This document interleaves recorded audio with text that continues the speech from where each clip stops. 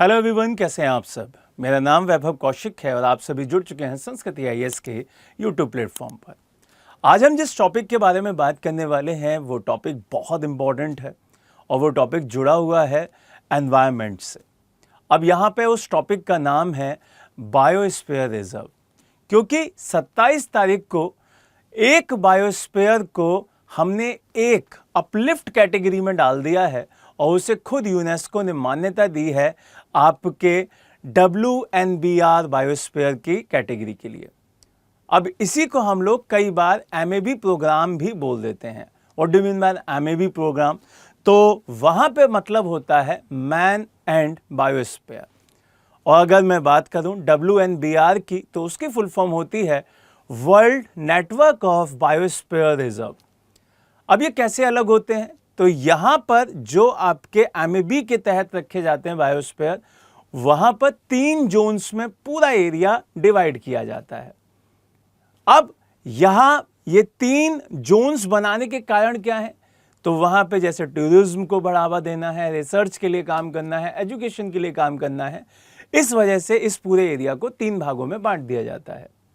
अब ये अभी क्यों पढ़ा रहा हूँ वो भी आपके लिए इंपॉर्टेंट है, क्योंकि हमारे देश के अंदर 18 बायोस्फीयर हैं। अब उन 18 बायोस्फीयर में से 12 बायोस्फीयर MAB के तहत रखे गए थे, लेकिन 27 तारीख को एक और बढ़ा दिया गया, तो अब हमारे देश के अंदर 13 MAB के तहत बायोस्फीयर हो गए हैं। अब ये कौन सा है 13वां, ये इंपॉर्टेंट हो जाता है।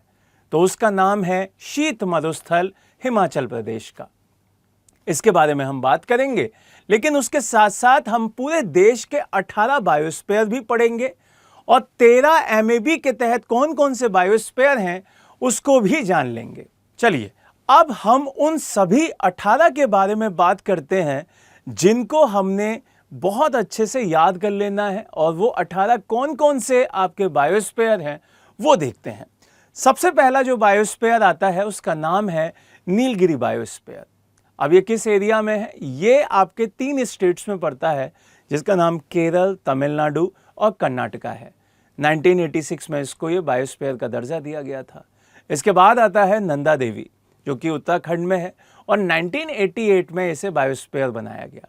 उसके बाद नौक्रेक, 1988 में ही इसको भी बायोस्फीयर बनाया गया।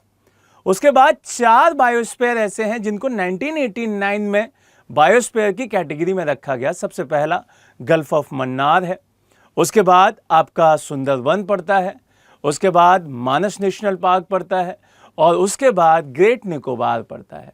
ये सारे के सारे 1989 में ही आपके बायोस्फीयर की कैटेगरी में रखे गए थे। यहाँ से आगे बढ़ते हैं और बात करते हैं सिमलीपाल की। तो सिमलीपाल को 1994 में आपके बायोस्फीयर की कैटेगरी में रखा गया। उसके बाद आपको याद रखना है डिब्रू सैखोवा, और इसको 1997 में बनाया गया। उसके बाद जो आपका बायोस्फीयर है उसका नाम है देहांग देवांग नेशनल पार्क वाला जो एरिया पड़ता है उसी का बायोस्फीयर। यहाँ से आगे बढ़ते हैं और इसको 1998 में रखा गया था। उसके बाद पंचमढ़ी बायोस्फीयर, पंचमढ़ी को 1999 में बनाया गया। उसके बाद कंचनजंगा जो कि 2000 में बनाया गया। अगस्तमलाई 2001 में बनाया गया।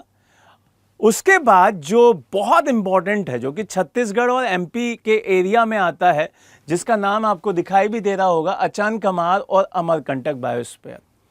यहाँ पर इसे 2005 में लिस्टेड किया गया था। उसके बाद हमारे देश में 15वें नंबर का बायोस्फीयर जोड़ा गया रन ऑफ कच्छ का, जो कि गुजरात में आता है, 2008 में बनाया गया।